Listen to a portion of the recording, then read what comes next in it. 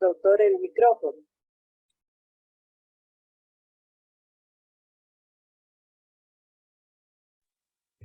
Muy buenas noches a todos los académicos y a todos los que nos acompañan, y en especial a los conferencistas de esta noche. Hoy tenemos una noche de lujo, como ya es tradicional por tercer año consecutivo que llevamos a cabo este tipo de conferencias, gracias a la doctora Edith Fangensis, que fue la visionaria y la responsable de esto, y yo creo que ha sido un extraordinario aporte.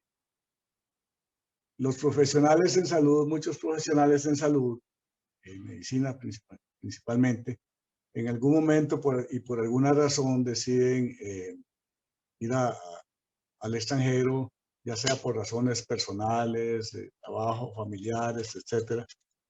E inician un proyecto diferente, nuevo, y no me cabe duda que algunos de ellos logran alcanzar metas enormes, gigantescas, y eso es lo que nosotros nos apasiona, poder contar con todas estas personas costarricenses que están haciendo su carrera en otro país, y que ojalá que sirva de inspiración para las nuevas generaciones, para que se estimulen a buscar mayor preparación, capacitación, y que eventualmente algún día regresen al país a compartir toda esa experiencia, ese cúmulo de experiencia con todos con todo el país. Esta noche tenemos una noche de lujo, como mencioné anteriormente, y quisiera hacerle la palabra al doctor Teodoro Evans para que presente al primero de nuestras conferencistas. Adelante, doctor Evans. Bueno, muy buenas noches, un gran gusto y un gran orgullo tener tan distinguidos especialistas. He optado por leer lo de ustedes, pues lo más concreto, para que no se nos haga muy larga la exposición, ya que si hablamos sobre el currículum, pues serían horas de horas. El primer expositor es la doctora Wen Elena Uchen. Ella es especialista en neurología y neurooftalmología del Lancaster General Health Neurosciences Institute y es profesora asistente adjunta de neurología de Lewis Katz School of Medicine de la Universidad Temple de Pensilvania, Estados Unidos. Y ella nos va a hablar un tema muy interesante, especialmente para los que ya contamos con un poquito de más edad: identificación de pacientes mayores de 65 años con alto riesgo de caídas utilizando el CDC o STID-DIE. Adelante, doctora. Gracias, doctor Evans. Muy buenas noches a todo el mundo. Gracias por la invitación una vez a esta conferencia. Es un orgullo mío de estar acá. Voy a pedir a Karen que me pase las diapositivas. Cuando la doctora Edith me mencionó sobre esta conferencia, estuve pensando sobre los temas que les pueden interesar dentro de neurología y neurooftalmología, pero ella me mencionó de que queremos que presente algo que pueda ser de más ayuda al país. Y pensé que este proyecto que acaba de terminar en mi servicio es un proyecto que ya ha sido estudiado por otros sistemas de salud, y es un proyecto fácil de diseñar y también no es muy costoso. Especialmente como mi especialidad es neurología y veo pacientes con problemas neurológicos que siempre tienen problemas de función cognitiva y física, y por ende tienen más riesgo de caerse. La segunda diapositiva, gracias. Bueno, un poco de introducción. Nosotros sabemos que las caídas en adultos mayores Es una amenaza seria para la salud pública en cualquier país. Acá en Estados Unidos, más de 10,000 personas avanzan al adulto mayor cada día y 1 de cada 4 se cae cada año. El costo médico por año en este país es aproximadamente 50 billones gastados en caídas fatales y no fatales. Y como les decía, especialmente pacientes con problemas neurológicos, ya sea Parkinson's o que han tenido accidentes vasculares o que tengan neuropatías crónicas, son más predispuestos a caerse. Y nosotros tenemos un tamizaje para pacientes de riesgo de caerse, pero a nivel hospitalario, pero no a nivel de consulta externa. Y esto fue lo que nos motivó a nosotros a diseñar este proyecto el año pasado de proponer un sistema de tamizaje para reconocer estos adultos que son más predispuestos a caerse. Y determinamos un equipo de liderazgo para este equipo, para este proyecto, y dentro de esos estuvieron incluidos terapistas vestibulares, visocompasionales, un neurooftalmólogo que es mi persona y el jefe de enfermería. Y como les digo, el objetivo de este proyecto es identificar pacientes mayores de 65 años que tienen riesgo de caerse utilizando la iniciativa de STEDI. ¿Y qué es STEDI? El STEDI es STEDI, como ustedes pueden ver acá, significa parando adultos mayores, evitando muertes, accidentes e injurias. Y este es un proyecto que fue implementado por el Centro de Control de Enfermedades de acá de Estados Unidos. Y consiste en un suite de herramientas y recursos que son gratis para el personal de salud, ya sea médico, de farmacia, pacientes y también cuidadores de adulto mayor. La siguiente.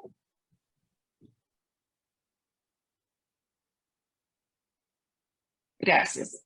Y como les digo, el STEDI está basado en las guías prácticas de la Sociedad Geriátrica Americana y Británica.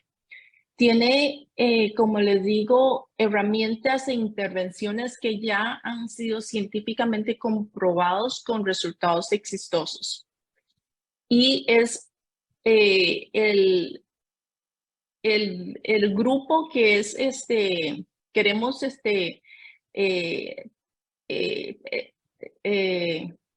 target, el grupo que queremos estudiar es especialmente este STEDI es para pacientes mayores que son de 65 años, pero que principalmente viven en las comunidades. Entonces, el STEDI tiene 3 elementos esenciales. Como les digo, el primer elemento es el tamizaje de adultos mayores que están a riesgo. El segundo elemento es evaluar y buscar los factores de riesgo que se puedan modificar cuando el paciente es positivo en el tamizaje. Y el tercer elemento es intervenir esos factores de riesgo. Y pueden ustedes ver acá, acá hay una dirección de donde ustedes pueden ver obtener todos los recursos relacionados a STEDI. Y es gratis, entonces pueden ir y buscar cuáles son las herramientas que les sirven. La etapa de tamizaje, hay 2 cuestionarios que se pueden utilizar. La siguiente diapositiva, gracias. Entonces, el cuestionario número 1 consiste en un autotamizaje y consiste en 12 preguntas. Y este autotamizaje es para que el paciente lo conteste antes del día de la cita. Y eso fue lo que fue basado en nuestro estudio piloto. Nosotros implementamos este cuestionario en el expediente clínico y el paciente sabe, le avisamos de antemano al paciente que tiene que contestar este cuestionario. Y cuando llega al día de la cita, el expediente clínico va a alertar al clínico si el tamizaje es positivo. Y se considera positivo si contestaron 4 o más preguntas afirmativas. La siguiente diapositiva. Bueno, el otro tipo de cuestionario que nosotros usamos fue este cuestionario corto que es utilizado durante la preconsulta, que es muy simple, consiste de 3 preguntas que generalmente la enfermera lo puede hacer al paciente antes de durante la preconsulta, cuando está tomando la presión y los signos vitales. Este cuestionario corto se hace al paciente solamente si ellos no pudieron contestar el autotamizaje. Entonces, para que nosotros hicimos este pequeño tamizaje se creó para poder capturar más pacientes, porque no todos los pacientes contestan el primer cuestionario. Y si contestaron cualquiera de estas 3 preguntas, como ustedes pueden ver acá, y si contestaron positiva una de las 3 preguntas, es considerado de alto riesgo. La siguiente. Gracias.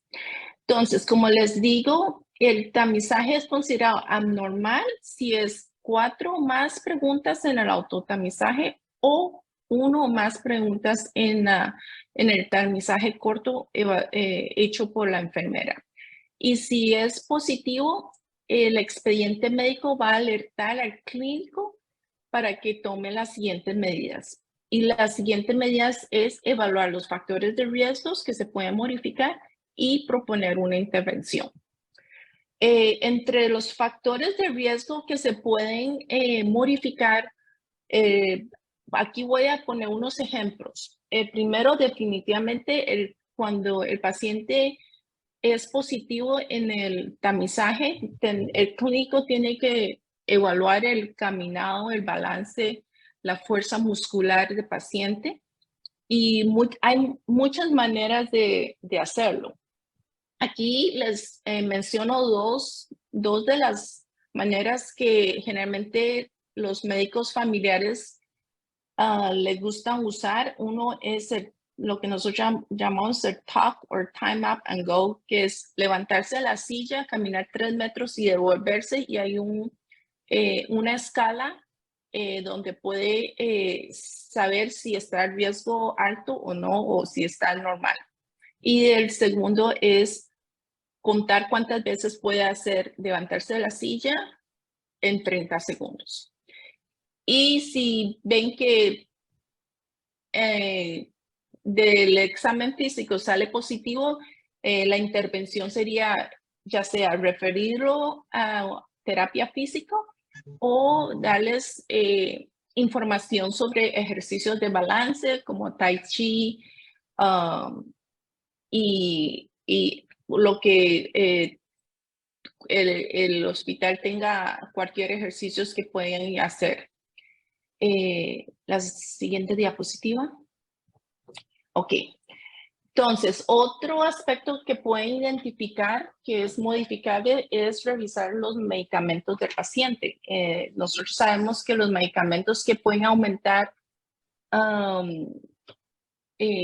más sedación o visión borrosa, como psicotrópicos, antihistamínicos, relajantes musculares, anticolinérgicos. Estos medicamentos, lo que hay que hacer es tratar de evitarlos.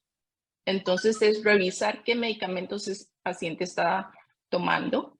También es importante chequear de que no tenga hipotensión ortostática Y si lo tienen, entonces hay que reducir los antihipertensivos o establecer nuevas metas de presión. Es importante recargar el ejercicio rutinario al paciente, hidratación adecuada, medidas compresivas. La siguiente diapositiva. Es importante también chequear problemas de visión y si tiene problemas de visión, referirlo al oftalmólogo, optometrista y también evitar anticolinérgicos, como les decía, porque pueden causar visión borrosa. Pacientes especialmente con neuropatía, es importante revisar el calzado, la evaluación del pie. Acá en el número 6, nosotros en los países del norte, generalmente muchos de los pacientes tienen deficiencia de vitamina D.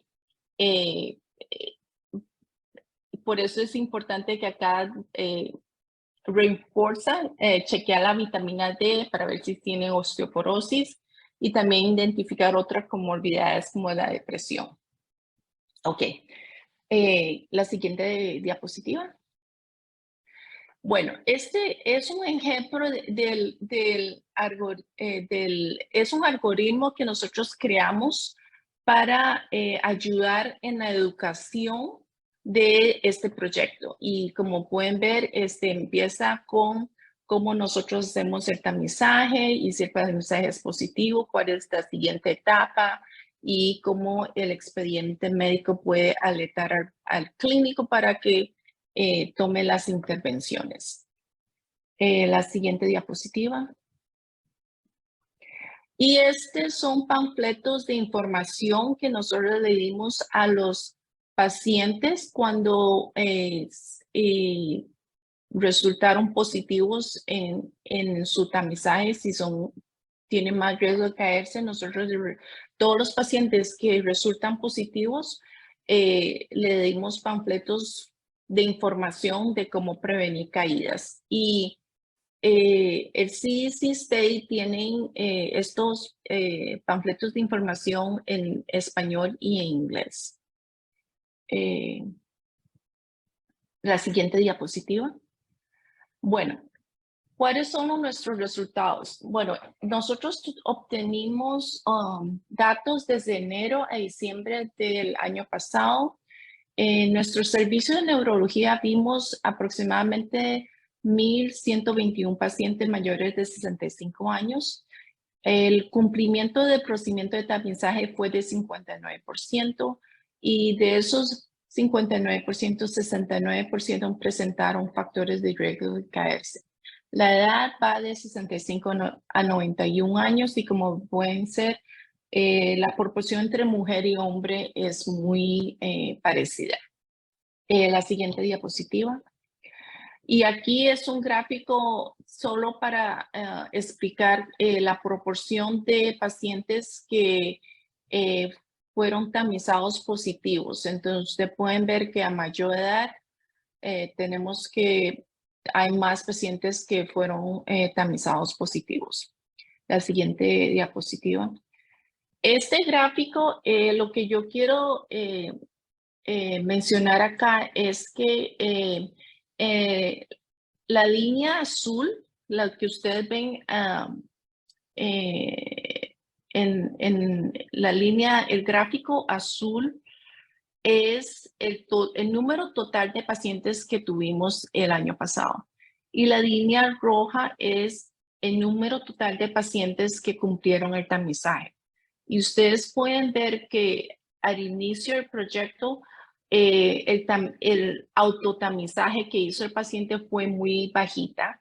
Y por eso fue que incorporamos en mayo.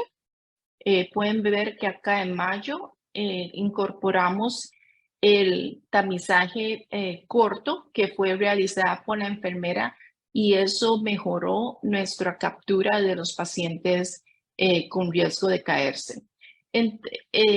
Esto es un dato para ayudar de que es bueno que ofrecer los dos cuestionarios al proyecto, pero al final el tamizaje corto es muy valioso. La siguiente diapositiva. Ok, aquí es para demostrar que la línea azul son todos los pacientes que fueron positivos en el tamizaje, y la línea roja es cuántos de esos pacientes que fueron positivos, cuáles son los pacientes que fueron intervenidos, que fueron ofrecidos intervención y fueron evaluados adecuadamente. Y como pueden ver, al inicio del proyecto, la intervención del clínico no fue muy alta, pero esto sí mejoró al final, a mediados del año, y una de las razones es la constante educación y recordatorio de parte del equipo de liderazgo a los clínicos en que realice esta intervención, y también nuestro sistema de salud también propuso un incentivo monetario si nosotros podemos alcanzar un cierto porcentaje en este proyecto. La siguiente diapositiva, gracias. Bueno, lo que yo quiero concluir acá en cuanto al éxito de este proyecto piloto, porque nosotros pudimos alcanzar los porcentajes propuestos inicialmente. Este éxito es gracias a la colaboración de nuestros servicios de información y de enfermería. También quiero recalcar que el alto porcentaje de tamizaje cumplida es una vez hemos validado una vez más el fácil acceso de los recursos y las herramientas de detección ofrecidas a través del CDC Steady. Y también, como le decía anteriormente, el tamizaje corto realizado por las enfermeras es esencial para capturar los pacientes con riesgo. Es fácil de realizar y no toman más de un minuto en comprender las 3 preguntas. La siguiente diapositiva, gracias. Para un futuro proyecto, que es la segunda etapa de este proyecto, lo que nosotros tratamos de proponer es mejorar el porcentaje de autotamizaje realizado por el paciente a través de educación comunitaria. Queremos también difundir el uso de estas herramientas para otros departamentos de interés, incluyendo geriatría, medicina familiar, medicina interna. Un tercer objetivo sería seguir de cerca a los pacientes con riesgos y verificar si las intervenciones propuestas fueron efectivas para reducir caídas. También queremos validar la efectividad de la integración de las medidas de intervención dentro de la comunidad del adulto mayor. Y finalmente, y lo más importante, es reducir admisiones hospitalarias y por ende reducir caídas y gastos médicos. La siguiente diapositiva, gracias. Como les decía, el Steady no es, el Steady está dispuesto para todo el mundo por muchos años, y muchos sistemas de salud ya han utilizado estos recursos. Y aquí les hago un ejemplo en el lado izquierdo de la columna. Usted puede ver que este grupo reportaron que el éxito de ellos en usar el Steady es porque tuvieron acceso a un expediente médico electrónico que es compatible con todas las clínicas. Y es importante la creación de un algoritmo de pasos para que pueda guiar al equipo clínico, y también es importante definir el equipo de liderazgo que tengan capacidad de ayudar en la orientación y los obstáculos. Y aquí en la columna de la derecha, este sistema de salud de Nueva York. Lo que quieren reportar aquí es que el tamizaje que ellos pudieron alcanzar fue de 89.7%, y como pueden ver, ellos pudieron, la probabilidad de hospitalizaciones relacionadas a caídas en pacientes con riesgo que tienen un plan de intervención es 60% menos comparado con pacientes que están a riesgo sin plan de intervención. Entonces, con este artículo, ellos pudieron comprobar de que si usted tiene un plan de intervención, definitivamente va a reducir admisiones hospitalarias. La siguiente diapositiva. Gracias. Bueno, aquí son un poco de las bibliografías que le pueden ayudar más relacionado al el STEDI.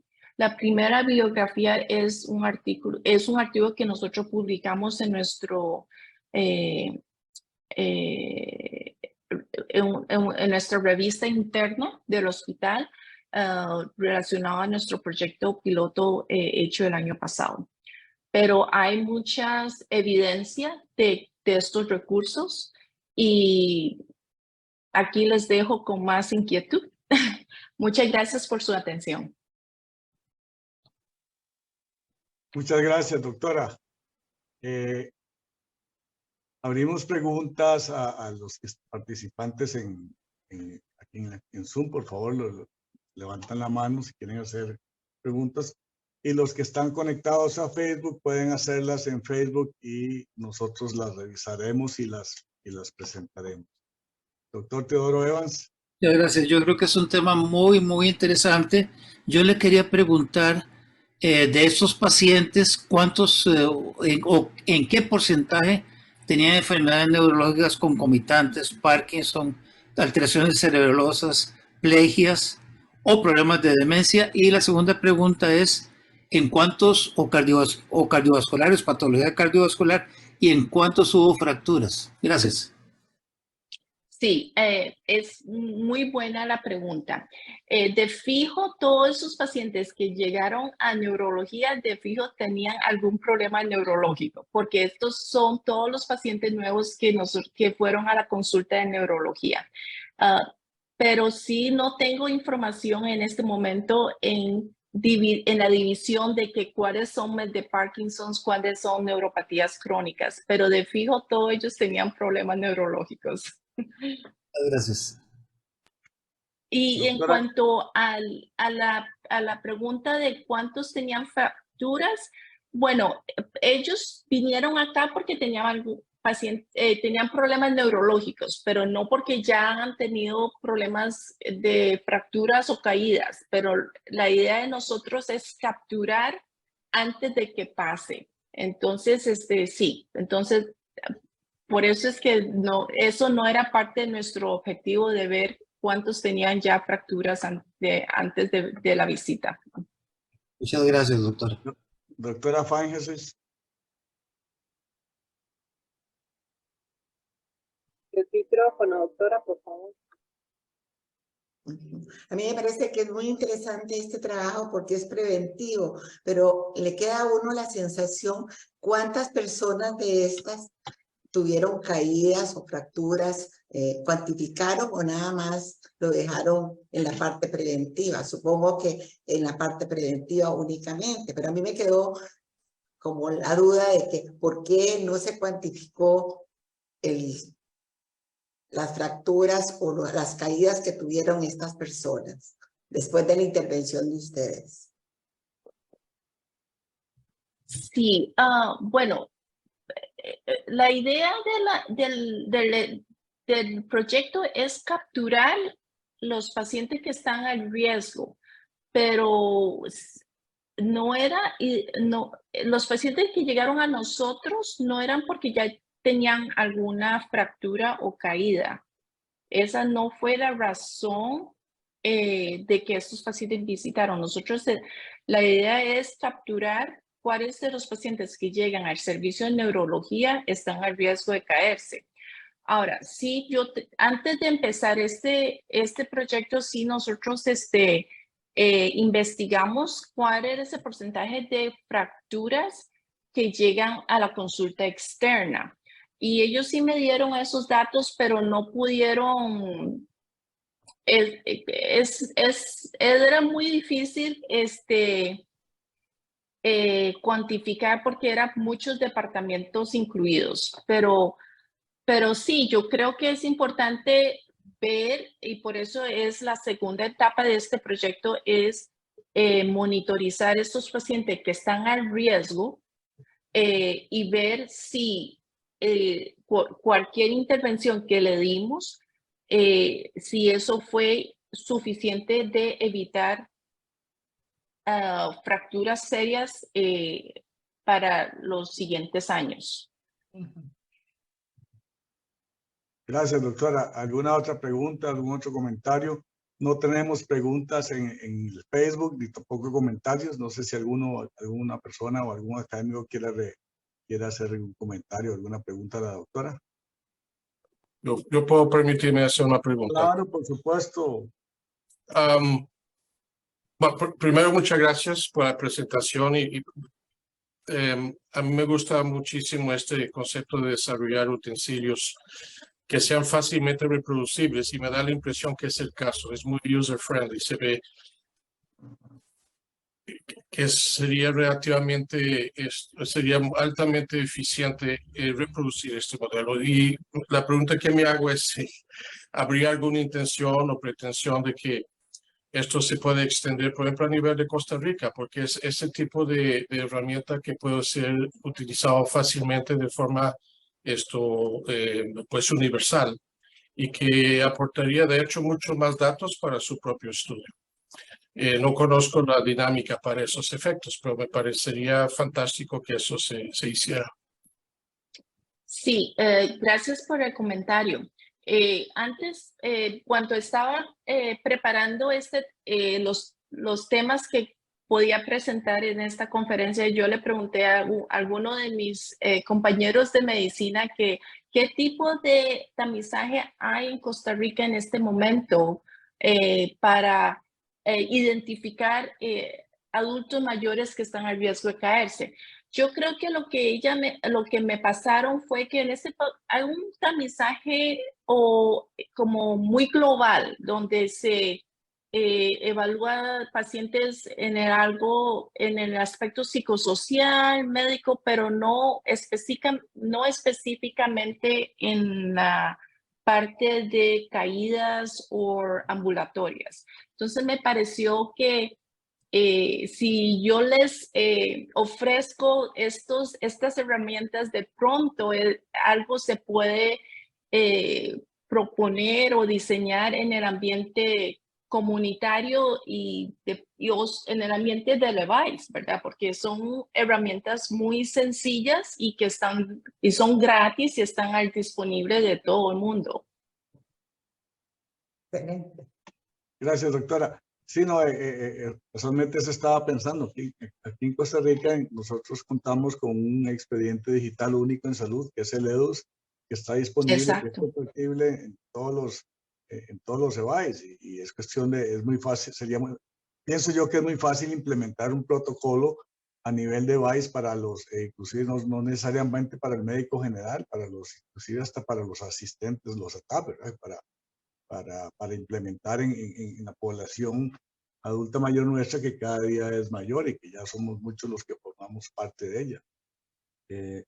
Lo cierto es que eso es una herramienta muy sencilla de implementar y muy útil, y creo que costo-beneficio es enorme. Sí, y si si el expediente clínico es universal, que es mejor que lo que nosotros tenemos acá, porque aquí cada sistema usa su propio expediente electrónico, ¿verdad? Pero si todos los devices usan el mismo tipo de expediente electrónico y si el paciente ya fue tamizado positivo, ustedes pueden crear un alerta al expediente y cualquier clínico que lo ve puede cerciorar de ver qué falta en revisar en ese paciente para evitar que se caiga. Medicamento, visión, cualquier balance. Así es. No sé si hay algunas otro comentario, alguna otra pregunta. Si no, le cedo la palabra al doctor Evans para que nos introduzca el siguiente conferencista. Muchas gracias.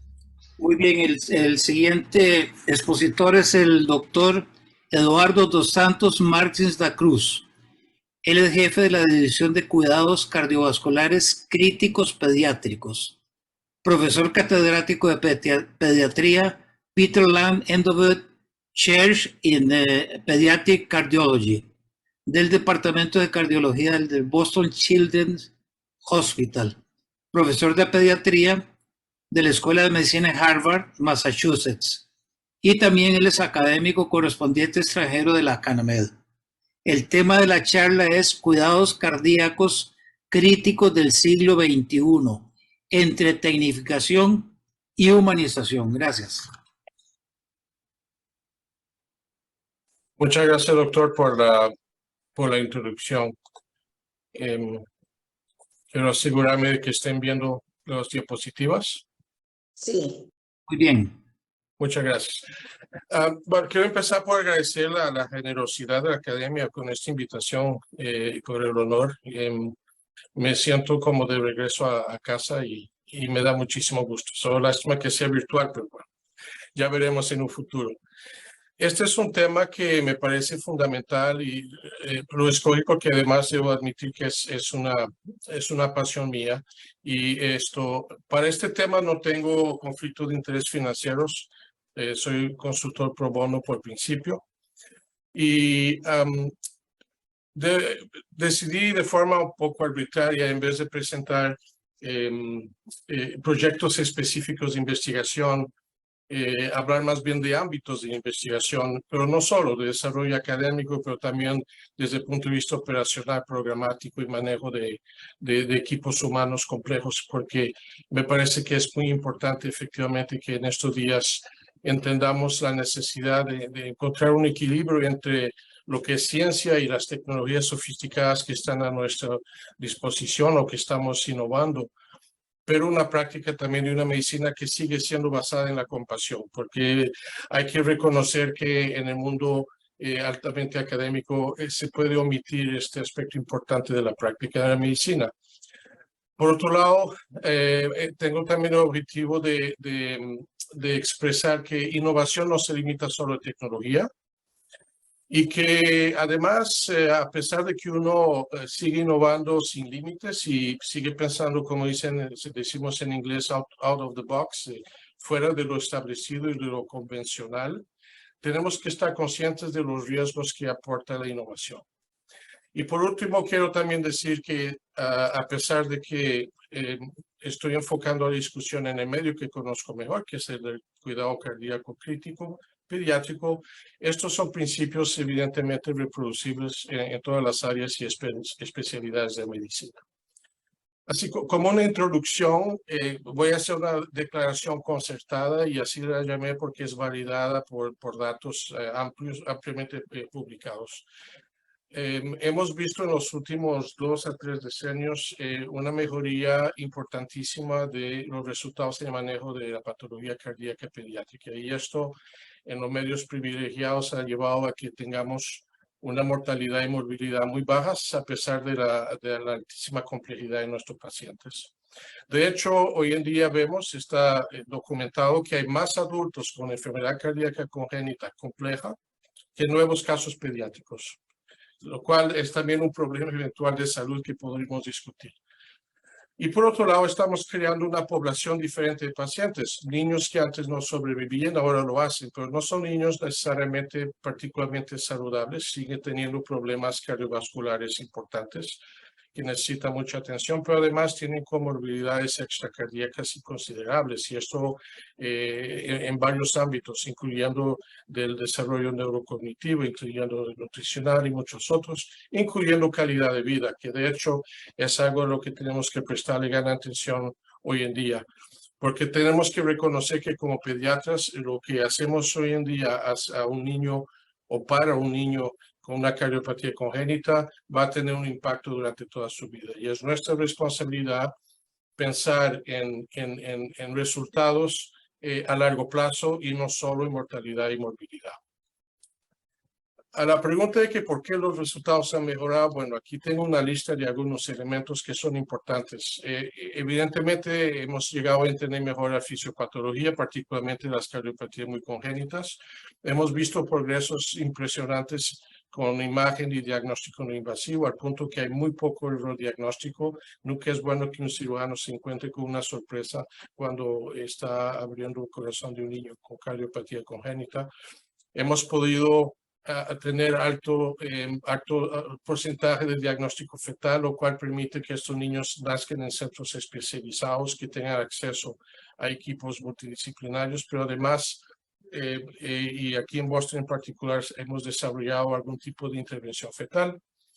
Entendemos mejor cuándo hay que intervenir o no. Las técnicas quirúrgicas e intervencionistas actualmente son sumamente sofisticadas y se siguen desarrollando, al igual que la anestesia y cuidado intensivo de estos niños. Y tenemos acceso a tecnologías de asistencia extracorpórea que nos permiten también hacer cosas extraordinarias, aunque no perfectamente. Y hay otros aspectos, los avances farmacológicos. Estamos explorando intensamente la farmacogenómica y la farmacogenética, que nos permite desarrollar estrategias más orientadas hacia el fenotipo del paciente, por supuesto el trasplante y nanotecnología, etc. Y viene luego el Big Data, o sea, la utilización de megadatos de forma multicéntrica que nos permite, como vamos a ver, una herramienta utilísima en el manejo de estos pacientes. Y esto lleva también al concepto del que voy a hablar un poco más de inteligencia artificial, modelos predictivos, etcétera, etcétera. Pero ahora, todo esto es importante, pero yo creo que lo más importante es que a través de este proceso de desarrollo de toda esta tecnología hemos sobre todo desarrollado procesos y mucho de lo que hacemos y no todo está muy enfocado en prácticas basadas en sistemas. Y no puedo insistir suficientemente en la utilización de datos. La captura de datos y la utilización de estos datos es fundamental. Hoy en día hablamos de data-driven outcomes, es decir, resultados guiados por los datos. Datos no necesariamente nuestros en nuestros centros específicos, pero también multicéntricos.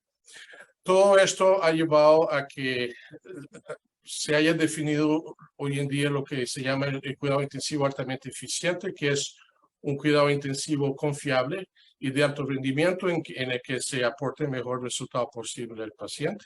Son cuidados centrados en pacientes y en las familias y que son definitivamente impulsados por una fuerza motriz que es la calidad y la seguridad, pero también la administración eficiente. Y más recientemente hemos introducido otros criterios en esta definición y particularmente con respecto a los héroes anónimos. Y esos héroes anónimos somos nosotros, el personal de salud, que ha sido un poco olvidado en todo esto. Es decir, que hoy en día en estas definiciones pensamos siempre en aportar el mejor nivel posible de satisfacción al personal, pero también mecanismos de resiliencia para resistir, si se puede decir, el estrés del trabajo.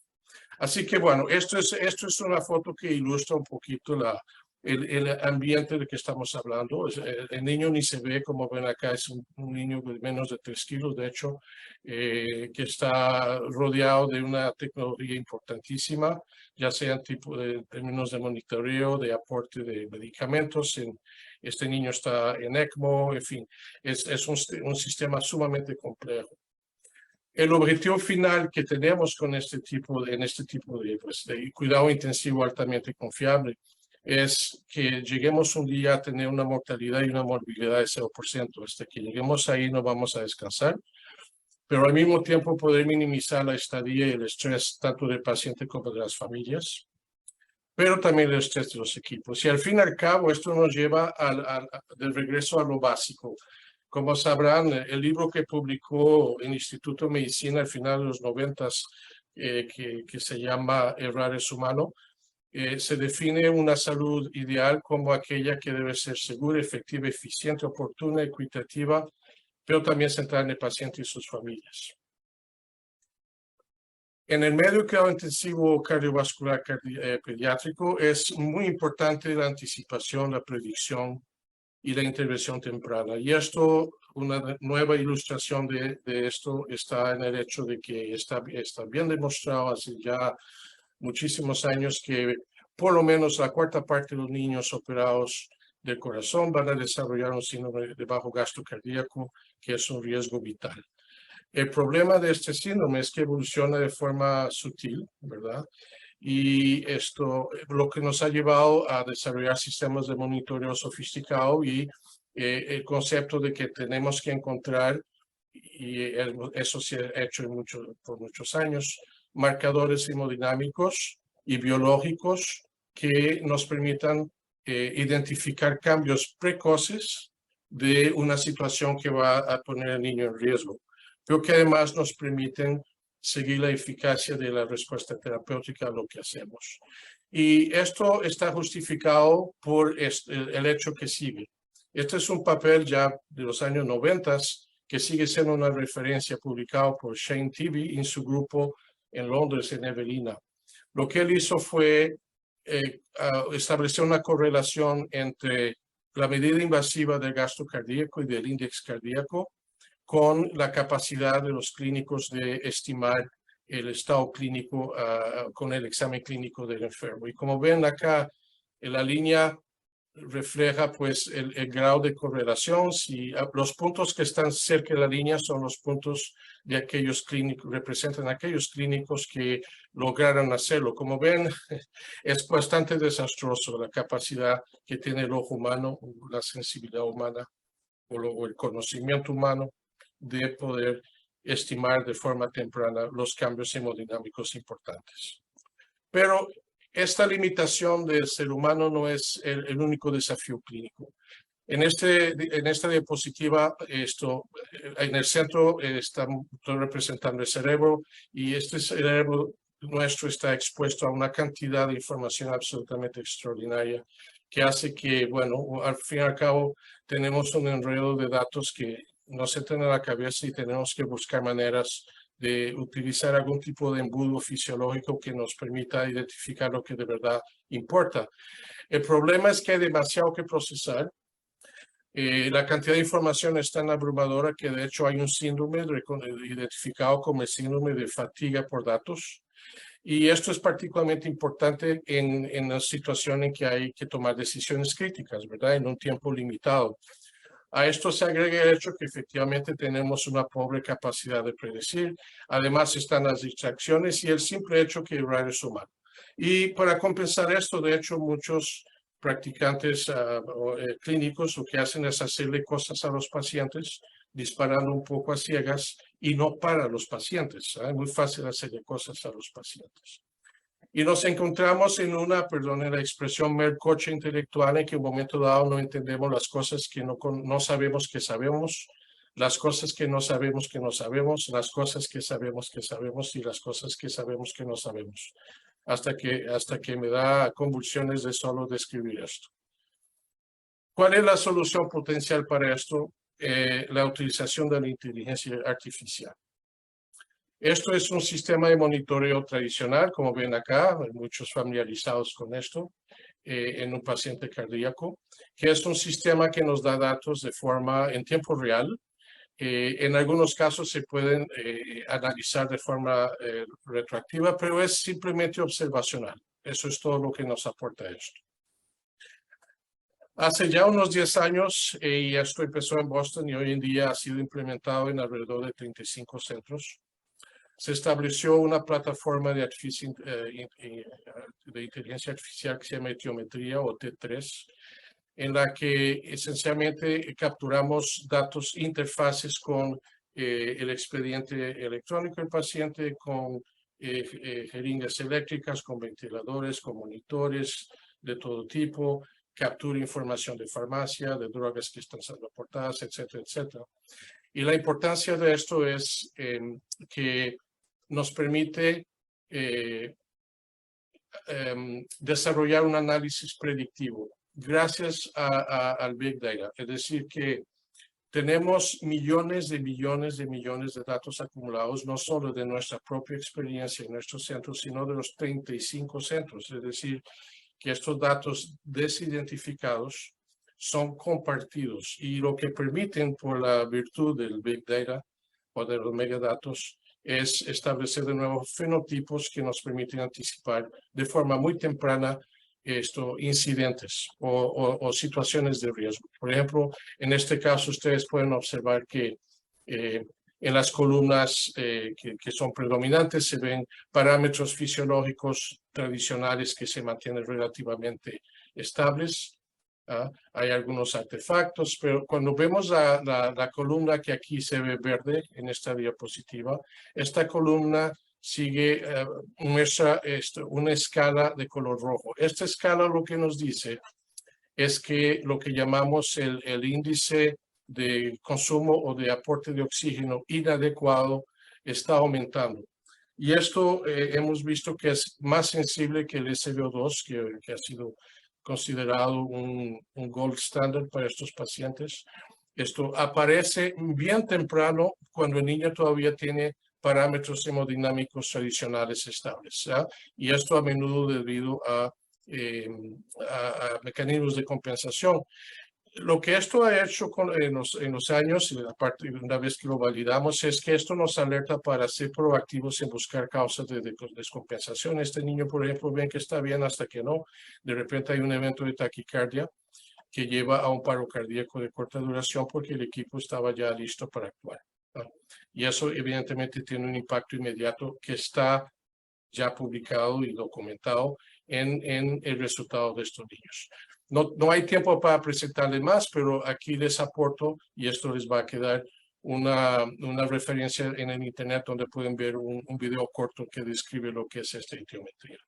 Pero bueno, todo esto suena muy bonito y es muy bonito, pero también hay algunas preocupaciones. Una de estas preocupaciones es de que la inteligencia artificial en un momento dado vaya a reemplazar la inteligencia humana. Y eso es un concepto que yo creo que es importante aclarar.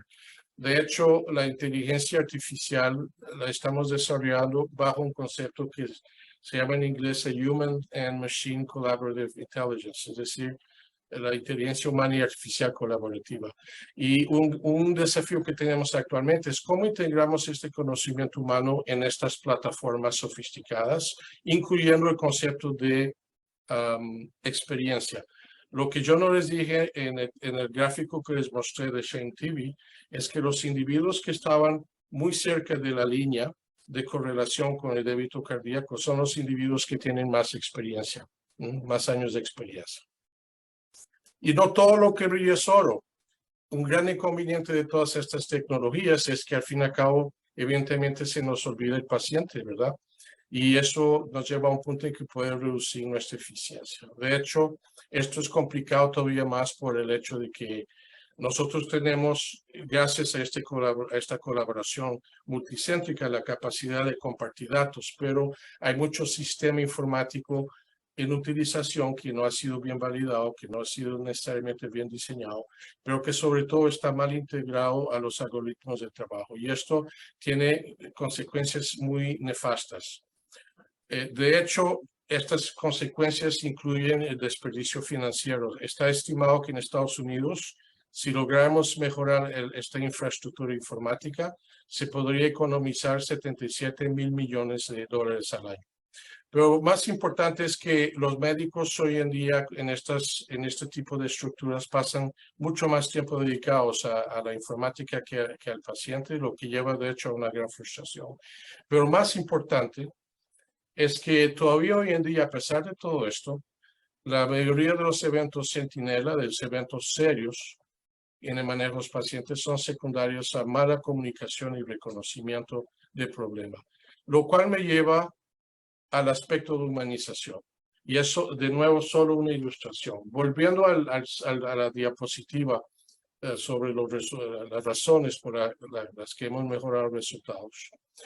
Tengo que reconocer que esto es muy interesante, pero estas tecnologías lamentablemente no están al alcance de todos. Yo tengo este gran énfasis en mi vida de pensar universalmente, es decir, no podría descansar hasta que podamos de nuevo reproducir este tipo de recursos para que todos los niños del mundo tengan acceso a esto. Las tecnologías así de sofisticadas no están al alcance, pero los procesos y los cambios en la manera en que funcionamos y colaboramos y compartimos sí están al alcance de todos. Y esto me parece un elemento clave de lo que sigue en la discusión. Y tengo que mencionar que un gran aspecto en el que tenemos oportunidades de mejorar sigue siendo la comunicación. La comunicación es la columna vertebral de una atención eficiente. Y esto está más que demostrado que la principal causa de incidentes clínicos, de complicaciones, es la falta de comunicación clínica de calidad, y de hecho eso motiva el desarrollo de silos multidisciplinares que son contraproductivos. De forma que desde hace ya años, y esto está bien documentado y seguido en términos de colección de datos, se han establecido procesos para que de una forma universal implementemos proyectos de comunicación consistente, y que esto nos lleva a ser más eficientes. Y esto incluye el manejo del conflicto, que es muy importante. Así que, bueno, quiero hacer una reflexión esencial a este respecto. La medicina moderna definitivamente necesita más humanización. Y interesantemente, la humanización beneficia, al igual que todos los procesos de calidad, de prácticas basadas en sistemas. Algunos ejemplos de las cosas que podemos mejorar por medio de esta comunicación y el establecimiento de estos procesos se refiere a los pacientes. El derecho de ser informado en detalle, de tomar decisiones por nosotros, de decidir cuándo hay que parar, el derecho a ser rehabilitado y reintegrado, el derecho a evaluarnos a nosotros y a la institución, pero también el derecho de que les aportemos mecanismos para que puedan tener resiliencia, sobre todo aquellos familiares de pacientes que necesitan estar internados por mucho tiempo. ¿Y qué pasa con el personal de salud? El personal de salud también tiene derechos. Tenemos que establecer, y eso lo hacemos igual y lo seguimos por datos, porque tenemos que sentirnos responsables, ¿verdad?, de esto. Necesitamos medios laborales que defienden los principios de diversidad, equidad e inclusión. Eso es importante por muchas razones.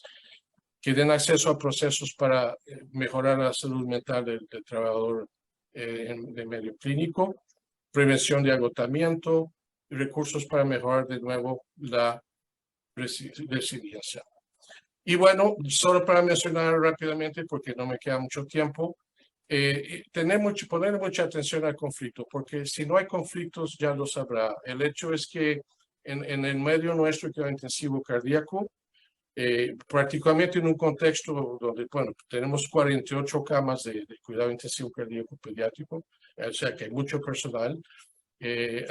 Estamos manejando pacientes muy complejos que necesitan mucho recurso, es muy estresante y difícil, hay mucha convergencia de especialidades y necesitamos a todo precio llegar a tener consenso entre los miembros del equipo. Y esto es complicado por el hecho de que hay muchos individuos que tienen lo que se llama la personalidad fuerte. Yo eso lo describo como un desequilibrio entre la inteligencia o el coeficiente intelectual y el coeficiente emocional, es decir, que a menudo las personas con personalidades fuertes lo que tienen es una inteligencia emocional que necesita trabajo, y eso se puede hacer. Al fin y al cabo, todo esto lo que lleva, aparte de la falta de satisfacción y del compromiso en la productividad moral y el desgaste, es que es una causa muy importante de los fallos y los errores que terminan por dañar al paciente. ¿Cómo resolver esto de forma basados en datos? Es estandarizar la forma en que comunicamos y colaboramos en los medios de salud. Las tres prioridades, que no voy a entrar en detalle porque no hay tiempo, son Una, entender y reconocer los factores desencadenantes de este conflicto, y hay mucho que se puede hacer en ese sentido. La segunda prioridad es tener un enfoque preventivo y, si no, una vez que se identifica el conflicto, ser proactivo y resolutivo. Lo que hay que evitar es el enfoque reactivo, porque este enfoque lo que hace es darle un carácter crónico al problema y lleva de nuevo a una incidencia elevada de errores médicos. Así que ya para terminar, en términos de conclusiones y conceptos a retener e ideas motivadoras, esto ha sido un análisis un poco desde el satélite, ¿verdad? Muy global, pero espero dejar a vuestra disposición los ingredientes que van a estimular toda una discusión y una decisión de invertir en una práctica diferente de la medicina, en el medio académico y no solo.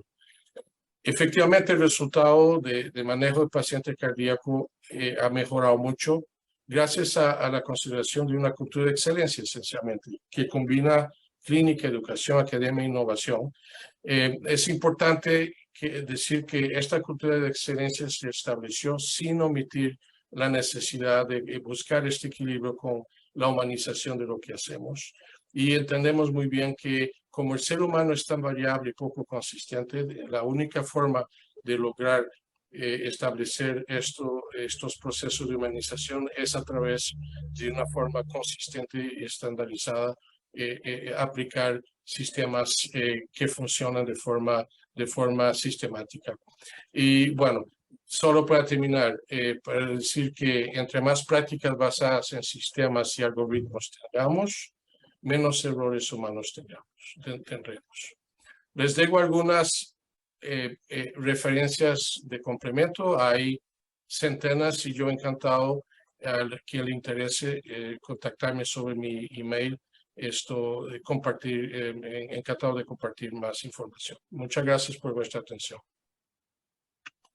Muchas gracias, Eduardo. Creo que ha sido una charla muy aleccionadora y por lo menos para mí me puso a revivir experiencias que yo viví hace ya mucho tiempo ahí en la unidad de cuidados intensivos del Hospital Nacional de Niños en relación con la cirugía cardíaca. Y sí, muchos de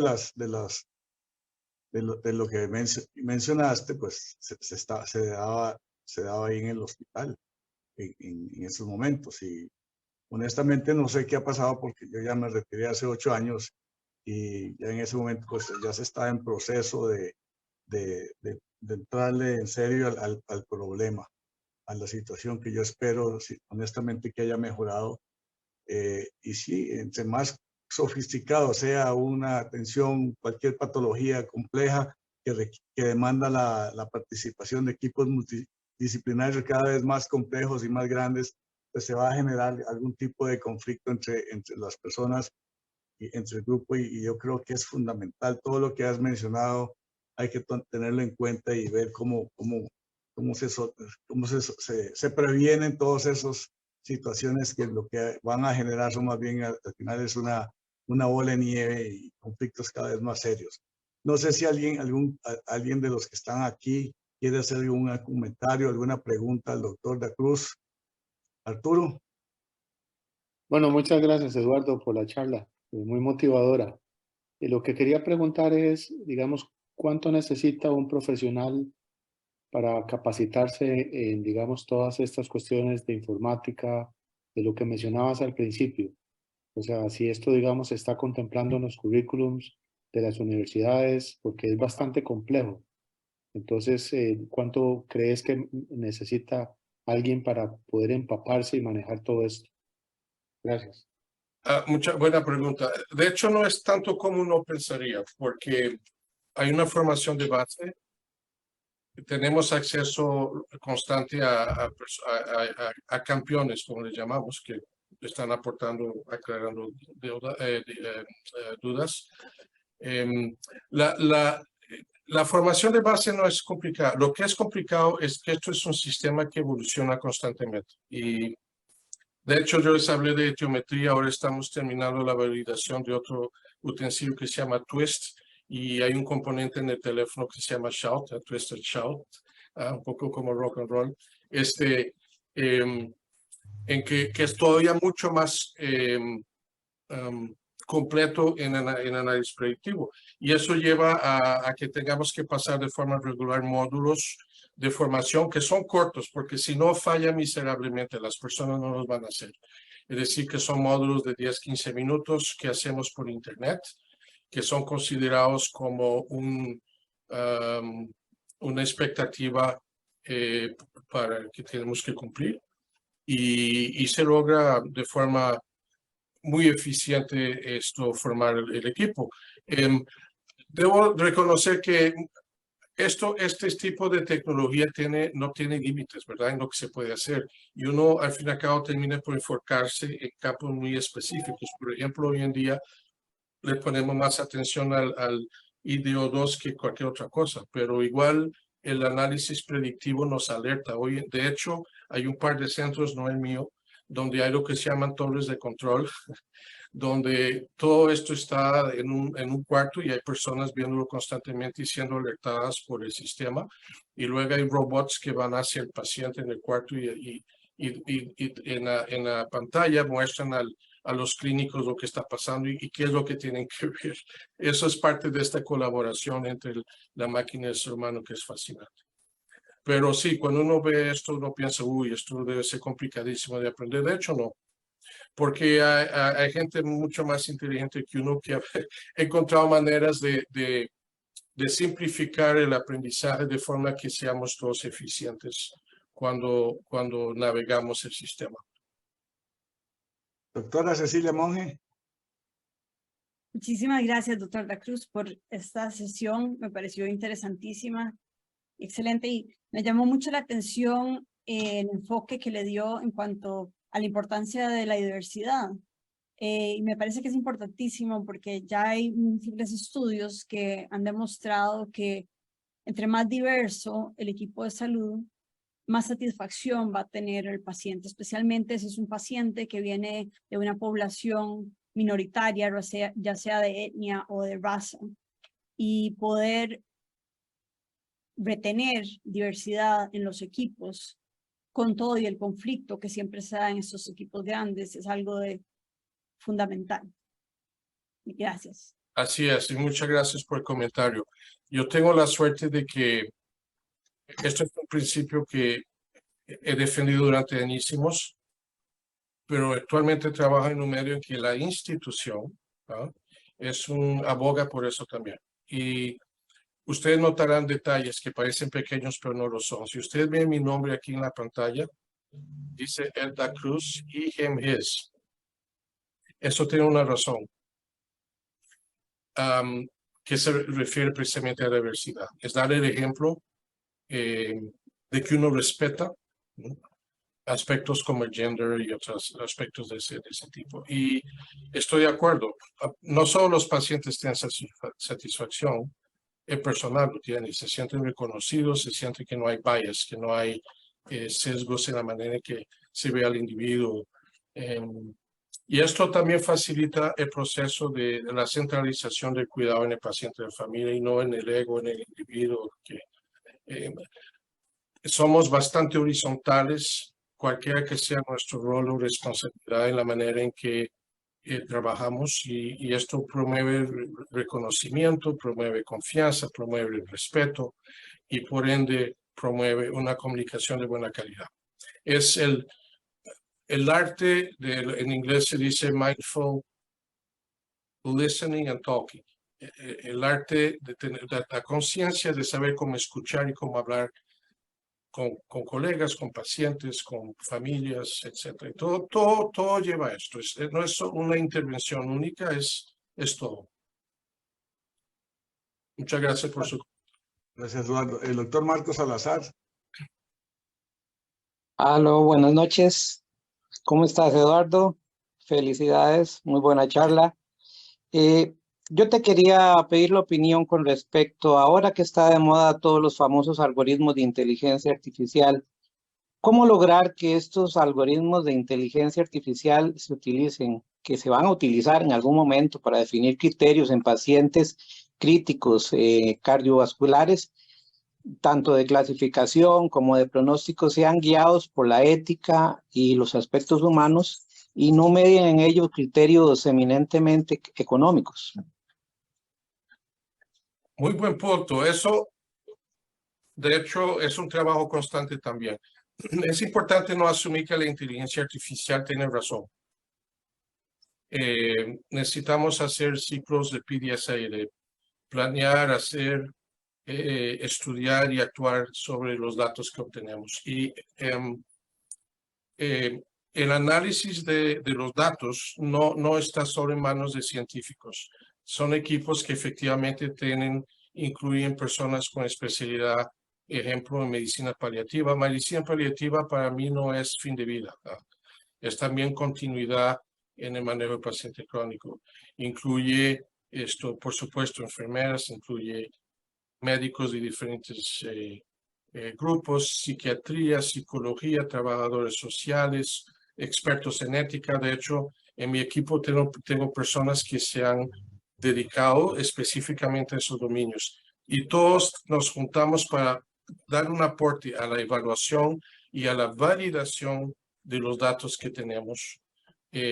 O sea, es decir, que al fin y al cabo hay un aporte de la inteligencia humana que está validando la inteligencia artificial, pues.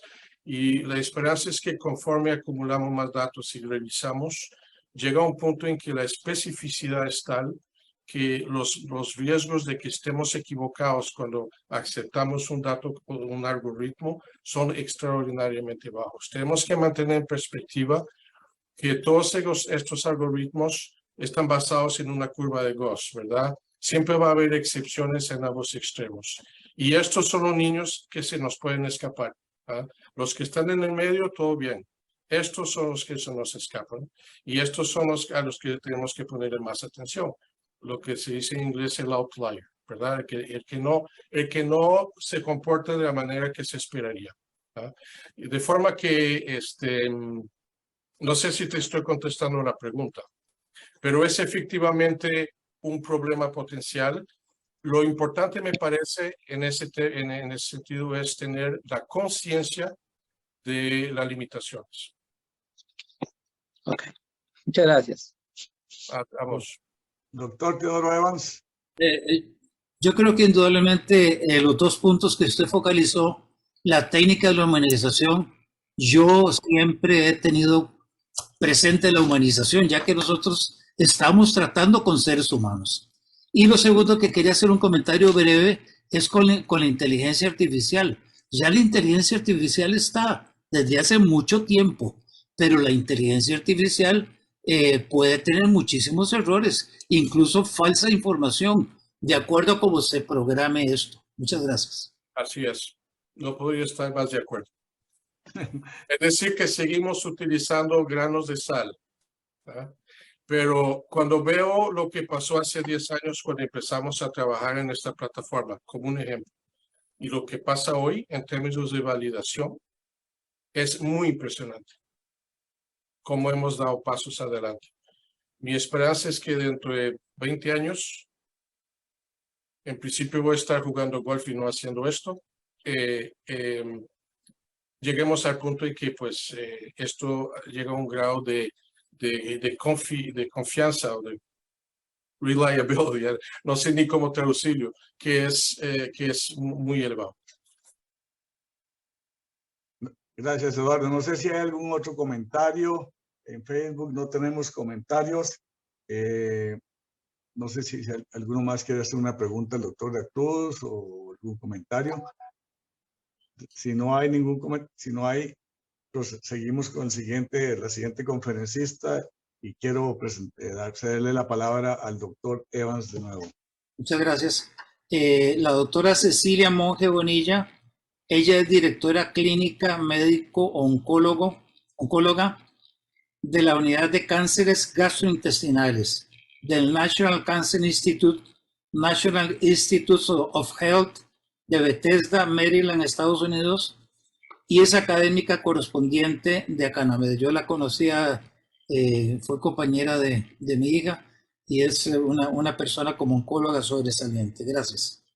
El tema que ella va a tratar ahora, hubo una pequeña variación. Se llama Estudio Clínico Fase 2 de CDX40 en combinación con inmunoterapia y quimioterapia en cáncer de vías biliares avanzado. Gracias. Bueno, primero que todo, muchísimas gracias por esa introducción y por sus amables palabras. Como bien se mencionó, soy médico oncólogo, trabajo en el Instituto Nacional de Cáncer, el Instituto Nacional de Salud de Estados Unidos, en la división de neoplasias gastrointestinales. Este hospital es un poco diferente a otros hospitales. Los pacientes que vemos aquí en oncología ya fueron tratados con el tratamiento estándar, siendo el tratamiento estándar el aprobado por la FDA. Entonces los pacientes vienen al Instituto Nacional de Cáncer a enrolarse en protocolos de estudio clínico como una última esperanza, básicamente. Entonces, a mí me pareció interesante presentar hoy un estudio que acabamos de abrir. El primer paciente se enroló el martes. Y contarles un poco cómo se dio este estudio. Bueno, primero voy a hablar un poco de generalidades de cáncer de vías biliares o colangiocarcinoma. Luego voy a pasar al fundamento científico del estudio, que consiste en un estudio clínico y en un estudio preclínico. Y luego voy a pasar al protocolo de estudio. El cáncer de vías biliares consiste en una colección de diversos tumores del epitelio biliar. Incluye el cáncer biliar intrahepático y el extrahepático, que se subdivide en perilar y distal, y también aún incluye el cáncer de vesícula biliar, aunque yo creo que eso pronto va a cambiar. Hay varios factores de riesgo que contribuyen posiblemente al colangiocarcinoma. Entre ellos está la cirrosis, las anormalidades congénitas de las vías biliares, la hepatolitiasis, la colecodolitiasis. Enfermedades que causan inflamación, por ejemplo, la colangitis esclerosante, las infecciones por virus y por parásitos, la obesidad, el alcohol, la diabetes y algunas características genéticas de los pacientes, por ejemplo, el síndrome de Lynch. El cáncer de vías biliares a nivel global en realidad es un cáncer poco frecuente, pero es muy interesante porque la incidencia varía de forma dramática geográficamente y aún no tenemos claro por qué es así. Entonces, en este momento la incidencia más alta se encuentra en el centro de Asia, en el este de Asia, e importantemente para nosotros, en Sudamérica y en general en las poblaciones hispanas. También hay ciertos grupos indígenas en Latinoamérica que tienen incidencias muy altas. El país que tiene la incidencia más alta a nivel mundial es Chile, con una incidencia relativa asociada a edad de 10.38, lo cual es altísimo, comparado a un promedio de 2, que es el promedio mundial, seguido por Japón. El año pasado se diagnosticaron 220,000 cánceres de vías biliares a nivel mundial y murieron 185,000 pacientes. Lo que es más importante aún es que aunque este cáncer es infrecuente, su incidencia va en aumento. Y aquí podemos ver cómo en los últimos 20 años la incidencia ha aumentado en casi un 75% y la mortalidad en un 60%. Y por eso podemos ver que la mayoría del mapa está en amarillo.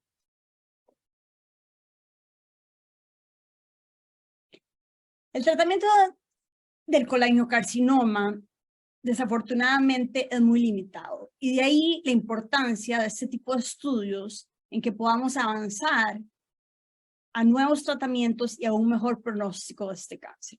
Ahorita la sobrevida a 5 años del colangiocarcinoma avanzado es entre un 2 y un 5%. Muy pobre. Hay un 30% de pacientes que son diagnosticados con cáncer localizado. Esos pacientes van a ser candidatos para resección quirúrgica y generalmente se les da quimioterapia adyuvante después de la resección quirúrgica con capecitabina. Desafortunadamente, en los 2 años siguientes a esa cirugía, entre el 40 y el 70% van a recurrir, pasando a un cáncer avanzado.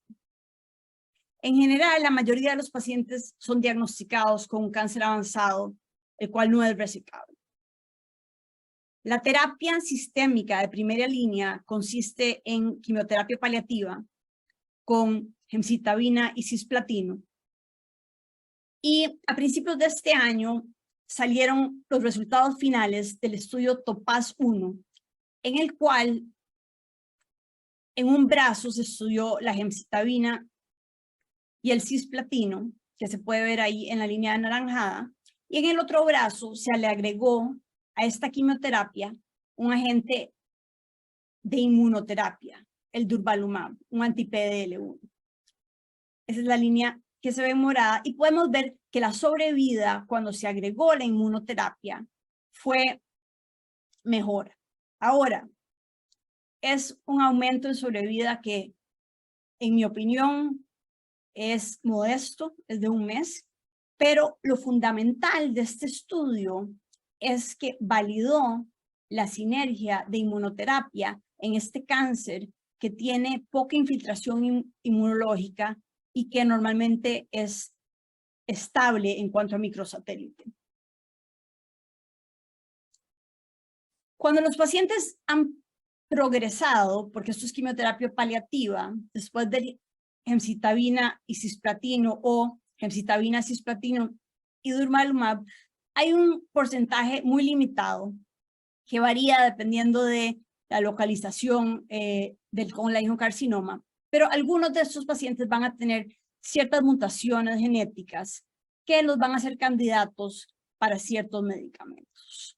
Yo diría que el más importante básicamente es la mutación en el receptor del factor de crecimiento fibroblástico tipo 2, que les da como posibilidad pemigatinib, infigratinib, que podemos ver tiene una sobrevida bastante importante, siendo infigratinib de casi 1 año y pemigatinib de 21 meses en un cáncer con un pronóstico tan pobre como el que ya mencioné. También está ivosidenib, que da una sobrevida levemente mejor a tratamiento de soporte, pero esos son los 3 aprobados por la FDA.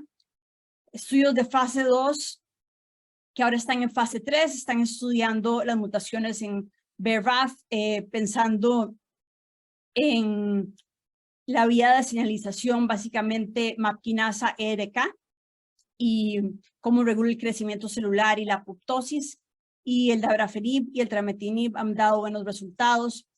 Aquellos pacientes también con sobreexpresión de HR2 han respondido bien a pertuzumab con trastuzumab juntos o trastuzumab deruxtecan, ¿verdad? Que son medicamentos que los empezamos a usar en cáncer de mama en un inicio.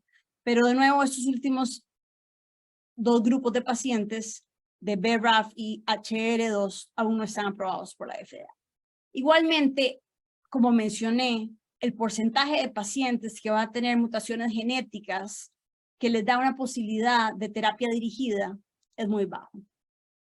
Yo diría que el cáncer de vías biliares intrahepático es el que tiene algunas de estas mutaciones con mayor frecuencia, pero el porcentaje no llega a más del 15%.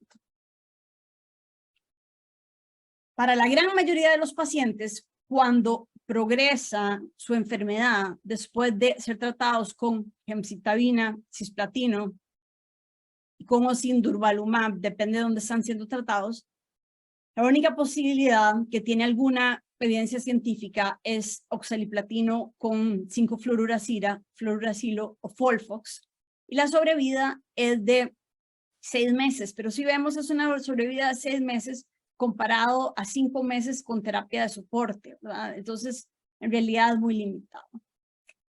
Y de ahí nace la importancia de buscar más tratamientos para pacientes que no tienen alteraciones genéticas que se puedan usar para terapia dirigida. Entonces, bueno, en conclusión vimos que las terapias son limitadas, el pronóstico es pobre y la necesidad para tratamientos nuevos es fundamental. Ahora voy a pasar a hablar del fundamento científico de este estudio. La primera parte fue un estudio clínico que realizamos y básicamente este estudio lo realizamos antes de que saliera el TOPAZ 1, que fue el que combinó durvalumab con quimioterapia. Nosotros combinamos pembrolizumab, igual quimioterapia, con capecitabina y oxaliplatino. Y básicamente vimos excelentes resultados. Fue un estudio pequeño de 11 pacientes. La mediana de edad fue de 66 años, pero nuestro paciente más joven tenía 51 años y el mayor tenía 83 años. El paciente que estuvo en estudio por más tiempo fue por 7 meses. Ahora esto es importante porque todos estos pacientes habían recibido 2 o más líneas de terapia antes de enrolar en este estudio. Entonces, estos eran pacientes que tenían una sobrevida calculada de 3 meses o menos. Entonces, aquí podemos ver en azul los pacientes que tuvieron enfermedad estable y por cuántos meses estuvieron en estudio. Los que tuvieron una respuesta parcial se pueden ver las líneas en verde, y respuesta parcial significa una disminución del 30% en los diámetros de las lesiones, y luego podemos ver 2 pacientes que sí tuvieron progresión de la enfermedad. En general, 3 pacientes tuvieron una respuesta parcial, o sea, una disminución del 30% de la enfermedad. En colangiocarcinoma es muy difícil ver disminución del tamaño de las lesiones, especialmente después de la primera línea de terapia sistémica. 6 pacientes tuvieron enfermedad estable para una tasa de control de enfermedad del 81%. Sí vimos efectos adversos importantes, grado 3 y grado 4, manejables, claro, pero sí el 60% de linfocitopenias, anemias el 30% requiriendo transfusiones y trombocitopenias requiriendo plaquetas en el 27%. Sin embargo, cuando vemos la mediana de la sobrevivencia libre de progresión fue de 4 meses y la sobrevivencia global mediana fue de 9.9 meses, que es mucho mejor al estudio ABC06, que es el fundamento que les enseñé, que se usa para administrar FOLFOX como segunda línea de tratamiento sistémico en este cáncer. Entonces, con estos resultados prometedores, decidimos buscar otro agente inmunológico que podíamos combinar con pembrolizumab para mejorar aún más esta respuesta. Y básicamente decidimos en CDX 1140. CDX 1140 es un anticuerpo agonista de CD40, es totalmente humano. Y lo que es muy importante es que activa las células dendríticas y las células B de manera independiente del receptor FC. ¿Qué es lo que ha pasado? Que, por ejemplo, en el estudio PRINCE, que fue un estudio de cáncer de páncreas avanzado, el agente CD40 que se utilizó es muy potente, todos son muy potentes, y tuvo excelentes resultados al principio, pero luego la dosificación tuvo que bajar por la toxicidad de estos medicamentos CD40. Entonces, la diferencia de este agonista CD40, CDX 1140, es que al funcionar de manera independiente del receptor FC, el aumento en la actividad en el sistema inmune es más controlado. Entonces, por aquí podemos ver cómo funciona. Entonces, en general, cuando una célula dendrítica muestra a una célula T, CD4 positivo, un antígeno, se activa la relación entre el CD40 que está en la célula dendrítica, también está en células B y macrófagos, como les mencioné, y esa activación causa la secreción de interleuquina 12, interleuquina 15 e interferón tipo 1, que hace que las células T CD8 positivas se conviertan en células T efectoras y ataquen al tumor. Cuando se da la activación de CD40 con su ligando, también hay un aumento en la expresión de CD70 que interactúa con CD27 y CD80, CD86 que interactúa con CD28. Y al final también lo que hace es activar esa célula T CD8 positiva para que se convierta en una célula efectora. Ahora, pasemos al estudio preclínico. El estudio preclínico fue publicado hace aproximadamente 1 año y medio. Y básicamente lo que estudiamos en el laboratorio fue ratones. Y estos son ratones C57BL6. Y a estos ratones básicamente se les inyecta células tumorales SB1 para imitar el colangiocarcinoma humano. Entonces podemos ver que se hizo en un grupo de ratones una inyección subcutánea de células SB para producir el colangiocarcinoma.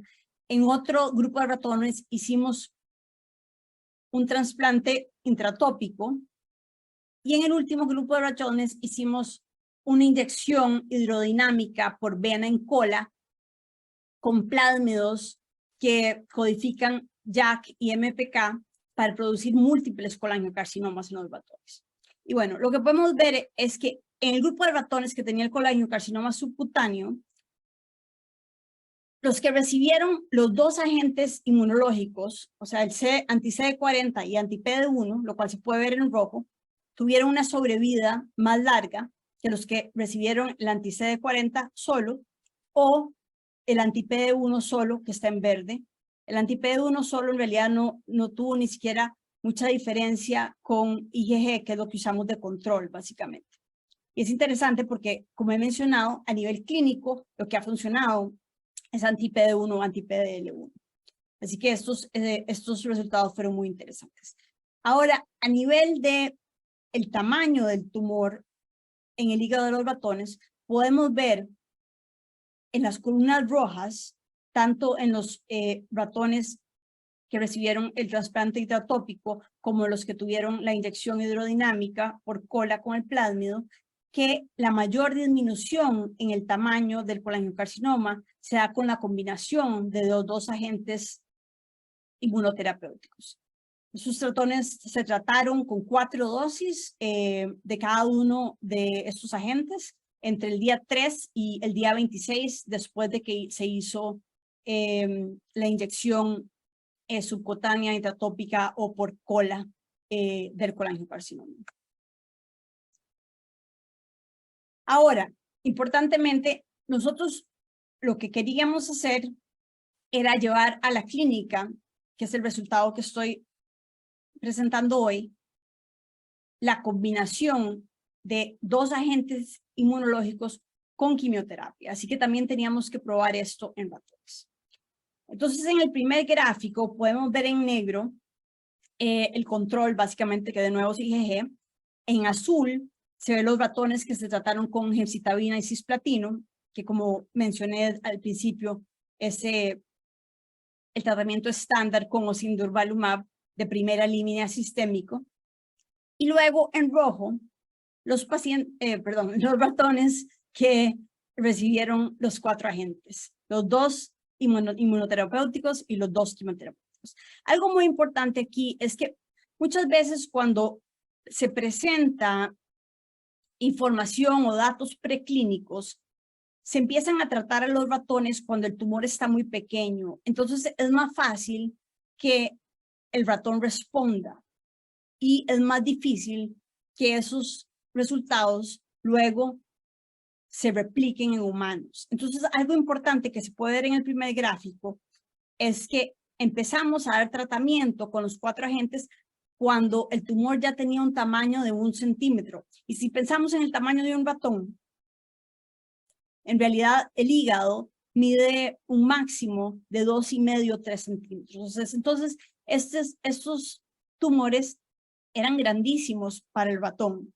Eran entre un 30 y un 50%. Y aún así se vio resultado. En cuanto a la sobrevida de los ratones, también se ve una sobrevida aumentada con los 4 agentes juntos, o sea, los 2 agentes de quimioterapia con los 2 agentes de inmunoterapia.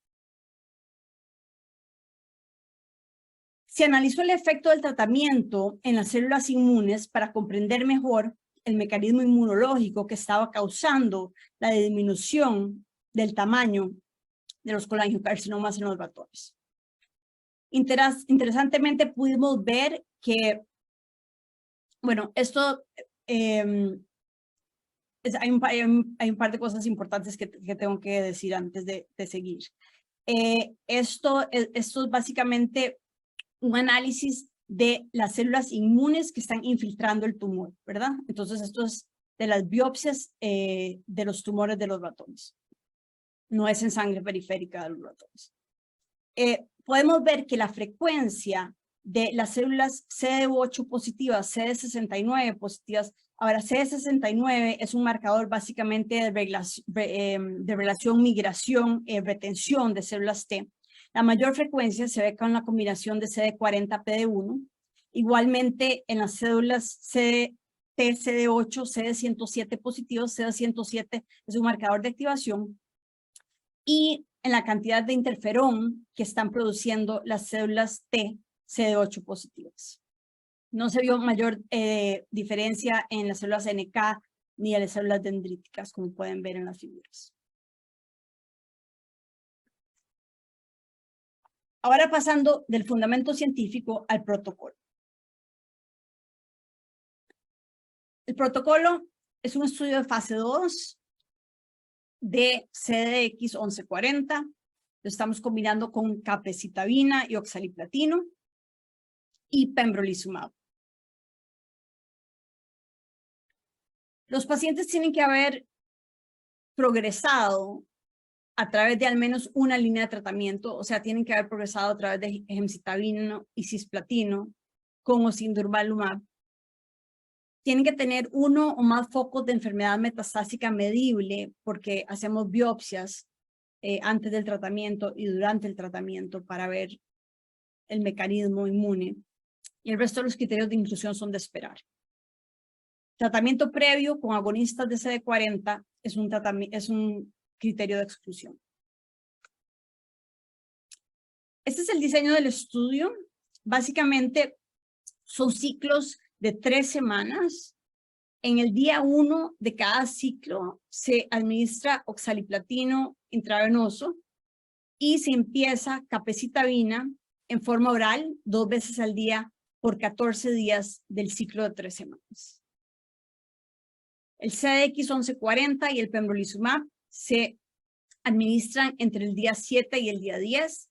La idea de administrar la inmunoterapia después de la quimioterapia es esperando que la quimioterapia produzca mayores antígenos tumorales y así la inmunoterapia funcione mejor. Los pacientes, como mencioné,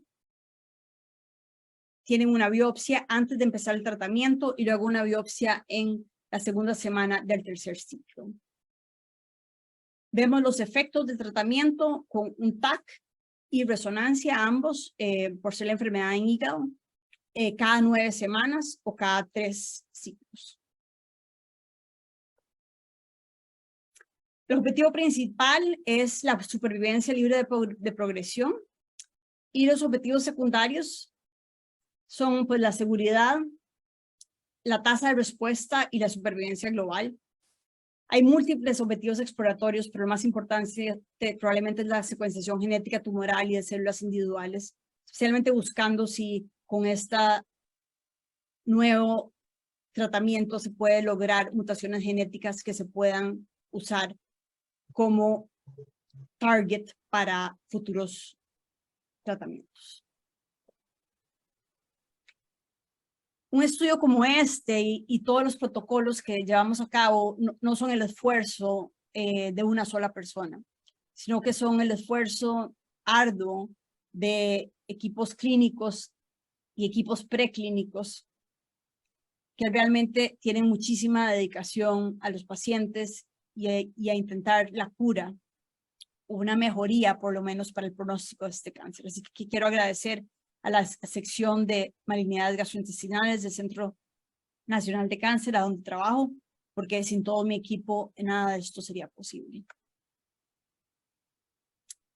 Quiero agradecer de forma muy especial a la doctora Idis Feingesit, al doctor Aristides Baltodano, al doctor Teodoro Evans por esta invitación. Realmente es un honor para mí estar aquí. Al igual que se mencionó al principio, esperemos que la próxima vez sea en persona. Me encantaría verlos a todos en Costa Rica. Quiero agradecer también a todos los que nos están escuchando y se unieron a esta sesión un jueves en la noche. Muchísimas gracias. Muchas gracias, doctora. Yo creo que no hace falta comentarios para indicar de lo que hemos sido testigos esta noche todos acá presentes. Hay algunas preguntas o comentarios, el doctor Evans y después la doctora Feingesit. Adelante, doctor Evans. Muchas gracias. Felicitarlo porque es un tratamiento difícil para un grupo de pacientes muy, muy graves. Yo quería hacerle una pregunta.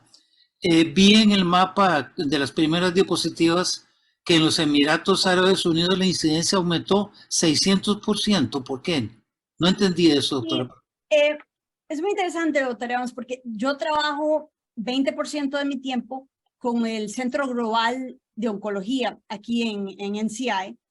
Y pues yo mostré el mapa porque es el mapa que sale en las publicaciones, ¿verdad? Pero lo que hemos visto es que ellos hicieron un cambio en la forma en que registraban sus cánceres. Y el colangiocarcinoma lo tenían registrado con el cáncer pancreático. Y por eso fue que se dio esa incidencia. Por eso como que no lo mencioné mucho cuando pasé pero sí, gracias por el comentario. Gracias, sí, porque impresiona, ¿no? Gracias. Sí, exacto. Doctora Feingesit, adelante. Micrófono apagado. Yo primero quiero decirles que estoy muy complacida de haberlos invitado a estos 3 expositores y que hayan aceptado venir porque esto ha sido realmente muy de una excelencia académica total. Pero después de oír a Cecilia, y yo creo que es para todos, pero me voy a dirigir a Cecilia, después de oír a Cecilia con ese estudio tan bueno, yo quisiera preguntarle si hay alguna puerta para que médicos de Costa Rica, del San Juan de Dios, del México o del Calderón también intervinieran en estos estudios, porque la academia tiene mucho interés en que la investigación se abra. Y yo pienso que quizá podría esto ser la puerta para invitar a los médicos costarricenses a participar en este estudio. Muchísimas gracias, doctora, por ese comentario. Como mencioné, dedico parte de mi tiempo al Centro Global de Oncología aquí en NCI y de hecho tenemos estudios que incluyen inmunoterapia en África. Incluso ahorita tengo un estudio en El Salvador. Para mí sería un honor colaborar con un estudio en Costa Rica. El investigador principal sí tiene que ser costarricense, porque eso es uno de los reglamentos, ¿verdad? Porque hay algo que llaman aquí estudios de helicóptero, ¿verdad?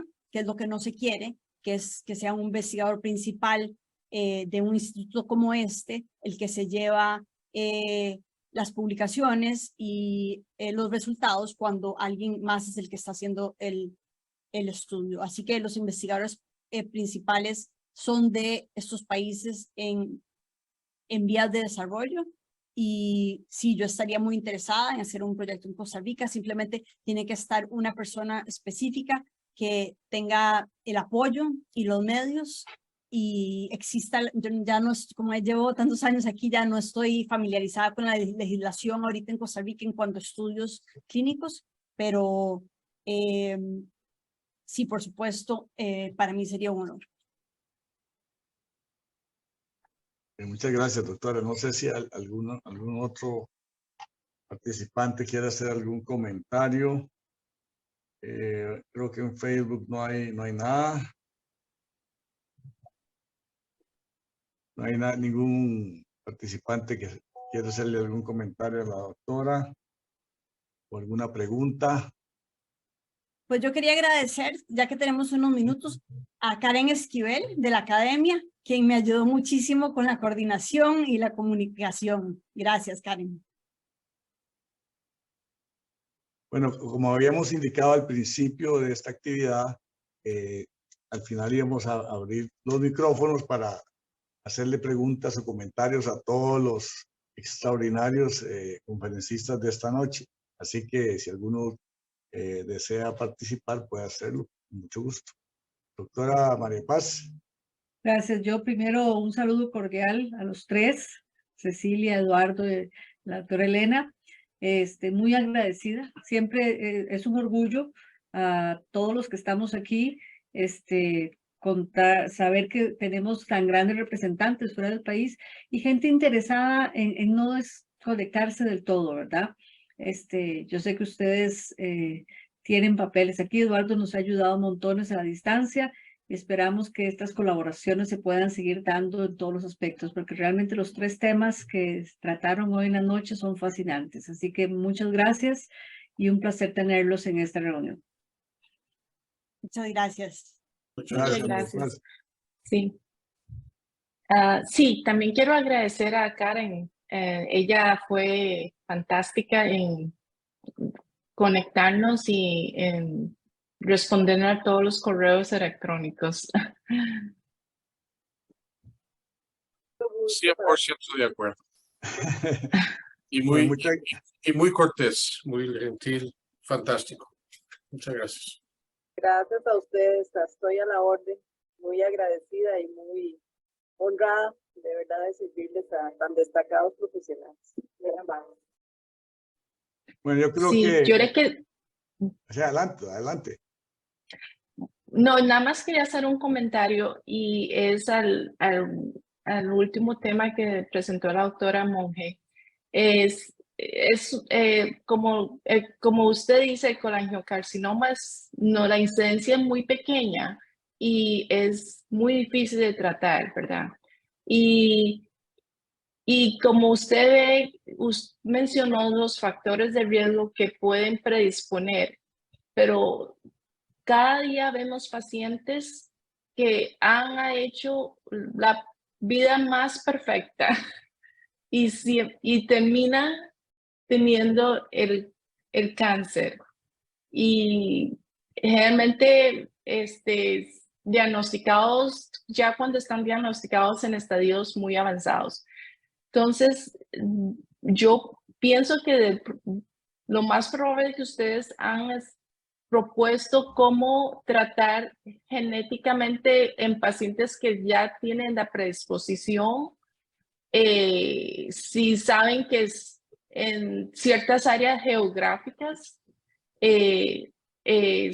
tienen esa histocompatibilidad, ¿verdad? A tener este tipo de cáncer, porque los resultados inmunológicos y quimioterapéuticos lo más que hacen es prolongar la vida 1 año, 6 meses. Es como lo que nosotros tenemos que manejar pacientes con glioblastoma, ¿verdad? Es 6 meses a 1 año y es lo máximo que podemos alcanzar en la calidad de vida. Y es triste, ¿verdad? Cuando diagnosticamos y le decimos al paciente. Entonces, siempre pienso que es bueno, es importante y yo pienso que todo el mundo lo está haciendo, es buscar qué podemos poder genéticamente corregir eso, ¿verdad? De acuerdo, doctora. Muchísimas gracias por el comentario. Es algo en que yo pienso muchísimo, de hecho. Cada vez mis pacientes son menores y menores que yo. Claro que yo me estoy haciendo más grande también, pero tanto mis pacientes con colangiocarcinoma, que no tienen absolutamente ningún factor de riesgo, como mis pacientes con cáncer de colon también. Y yo creo que de ahí la importancia, ¿verdad?, de poder, y eso va de mano con lo que mencionó un poco el doctor Da Cruz también, ¿verdad? La diversidad del personal, también la diversidad de los pacientes. En nuestro caso, la diversidad de los pacientes que se enrolan en los protocolos. Ahora nosotros hacemos estudios tempranos de fase 1 y fase 2. Pero lo que usted menciona es muy importante, porque por ejemplo, si nosotros vemos en los últimos 10 años, es muy difícil ver solo colangiocarcinoma, porque en los últimos 10 años solo hay 2 estudios fase 3 que han llevado a aprobación de FDA en colangiocarcinoma. Pero si vemos los estudios, que son 17 estudios que han llevado a diferentes aprobaciones en cáncer de hígado y en colangiocarcinoma, y aunque separemos el colangiocarcinoma, la representación, por ejemplo, de hispanos es de 1.2% en esos estudios, cuando la población hispana en Estados Unidos es del 19%. Ahora, eso es muy importante porque en el colangiocarcinoma, obviamente hay un componente genético importante, pero si no tenemos las biopsias de esos pacientes, y eso es un cáncer en el cual se ocupa biopsia para diagnosticar, a diferencia del carcinoma hepatocelular, por ejemplo, no podemos hacer los estudios porque luego se pueden hacer incluso estudios, lo que hacemos ahorita, por ejemplo, con carcinoma hepatocelular, que es mi otra área de investigación, ¿verdad? Tenemos estudios específicos, exactamente lo que se está diciendo, doctora, en cuanto a exposición a virus, pero no a virus típicos que son hepatitis B, hepatitis C, sino que más bien a rinovirus y otro tipo de virus que hacemos en poblaciones, por ejemplo, en Texas, y de acuerdo a las características de la secuenciación de esos virus en la sangre periférica de esos pacientes, sabemos a cuáles hay que seguir con ultrasonido y alfa-fetoproteína, aunque no tengan hepatitis viral. Lo mismo se podría hacer en colangiocarcinoma, pero no tenemos suficientes biopsias. Entonces, de ahí también viene el interés, el mío propio, porque yo soy de Costa Rica y soy latinoamericana e hispana, pero también de ahí el interés, y por eso hay fondos, ¿verdad?, ahorita federales para hacer investigación internacional, porque les interesa traer biopsias, ¿verdad?, de pacientes hispanos para poder hacer esa secuenciación genética que usted menciona, para ver a dónde están los factores de riesgo y poder estratificar, bueno, a cuáles pacientes hay que estarles haciendo, por ejemplo, CA19-9, que es lo que se hace en la colangitis esclerosante primaria, ¿verdad? Se les hace cada 6 meses. Cuando aumenta, ellos tienen otro nivel, por supuesto, para ellos algo peligroso es mucho más alto para alguien que no es, ¿verdad? Lo normal sería alrededor de 37, para ellos es 129, pero podríamos tener parámetros así para diferentes razas, diferentes etnias o de acuerdo a características genéticas que incluso podemos ver en sangre periférica. Pero lo que se ocupa es más estudios, más biopsias y más secuenciación. Al ser un cáncer poco frecuente y además al ser un cáncer en que los pacientes se mueren rápidamente, eso se hace todavía más difícil. Pero también yo tomo la oportunidad, por eso, aunque la mayoría de mis protocolos son cáncer de hígado, carcinoma hepatocelular y cáncer de colon, yo tomo la oportunidad de estudiar este cáncer, porque como usted bien menciona, mis pacientes son tan jóvenes, no tienen factores de riesgo, tienen familias jóvenes, una vida por delante, y en realidad las casas farmacéuticas no tienen mayor interés. Entonces, si no se hace en los centros académicos, esta investigación no se va a hacer. Le agradezco muchísimo su comentario porque es algo en que pienso muchísimo. Gracias, doctor. El doctor Manuel Gadea. Sí, muy buenas noches. Buenas noches. Yo en primer lugar quiero agradecer a la doctora Feingesig porque el trabajo que ella desarrolla no es un trabajo de un día, es un trabajo a través de un año, de estar planeando a quién se invita, de hacer una investigación desde aquellos costarricenses que viven en el extranjero, son como los 3 ponentes que tuvimos hoy, personas eminentes, personas que por lo menos a mí como costarricense me llenan de orgullo saber que fuera de nuestras fronteras hay gente tan eminente. Al doctor Eduardo Da Cruz me gustaría oír, digamos, en el universo de la tecnificación, de la inteligencia artificial, hasta dónde podemos llegar con el ensañamiento terapéutico.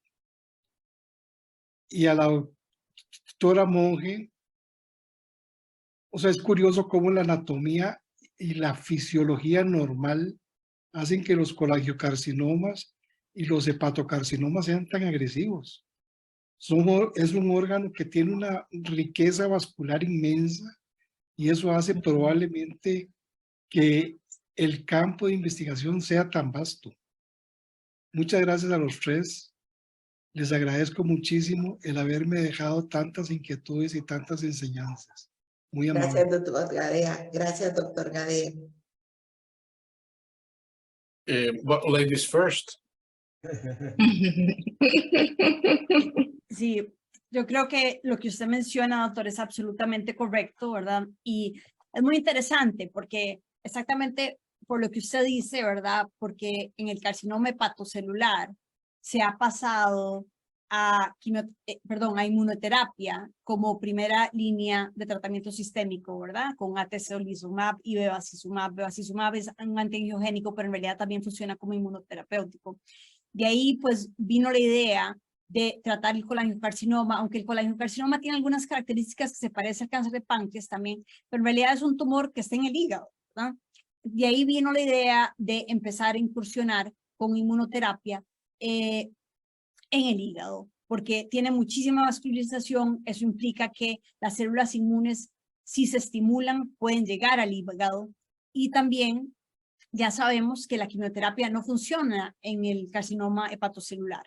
Entonces, ¿qué nos hace pensar que funciona también en el colangiocarcinoma? Por supuesto que no funciona tan bien. Y por eso es tan importante estos estudios que llevan la quimioterapia y las combinaciones de quimioterapia que son más fuertes que un agente único a los pacientes. Muchas gracias. A usted. Eduardo. Me toca a mí. Me parece una pregunta excelentísima. A ver, la inteligencia artificial no es la panacea. Me parece que sí nos aporta y nos va a aportar cada vez más correlaciones de resultados con respecto a scores de gravedad y tipo de intervención. Y de hecho ya tenemos muchos datos, particularmente con niños con ventrículo único, en que sabemos que a partir de un cierto umbral de intervención, las probabilidades de sobrevida digna de ese nombre son extraordinariamente bajas y llegamos a un punto en que esto se lo ponemos en la mesa a la familia, ¿verdad? Y no es tampoco frecuente pues que decidamos con la familia desviar los objetivos terapéuticos hacia un fin de vida con dignidad. Lo que yo no creo que la inteligencia artificial vaya a detectar es la emoción humana. Y eso es fundamental en esta discusión también, porque estamos hablando esencialmente de datos fisiológicos y terapéuticos, pero ¿a dónde entra el aspecto biopsicosocial del paciente? Más extenso, particularmente el psicosocial, ¿dónde entra la ética? Y a qué punto la ética está, también tiene razón en todos los casos. Hay mucha variación, es muy heterogéneo. Yo creo que ahí es donde la inteligencia humana, pero también el sentido común, ¿verdad? Y la capacidad de comunicar, de ser transparente, ¿verdad? Con respecto a los datos y las familias, va a seguir teniendo un peso enorme en este tipo de situación. Porque efectivamente, y yo lo puse en uno de los slides, que los pacientes tengan el derecho y nosotros tenemos el deber de escucharlos, de decir basta, ¿verdad? Eso es fundamental y no es una máquina la que nos va a decir. Tal vez dentro de 50 años me demuestren que no tengo razón, pero eso es mi comentario y le agradezco mucho la pregunta. Gracias, Eduardo. No veo ninguna pregunta, ningún comentario más. No me queda más que agradecerle a todos los participantes. Se ha cumplido con el objetivo planeado, se ha cumplido con el tiempo programado. Yo creo que ha sido una velada sumamente interesante, muy rica, muy provechosa y espero, como dijimos al principio, vernos acá físicamente en el país en un futuro cercano. A todos muy buenas noches, que descansen y de nuevo muchas gracias. Muchísimas gracias por la invitación. Gracias. Hasta luego. Hasta luego.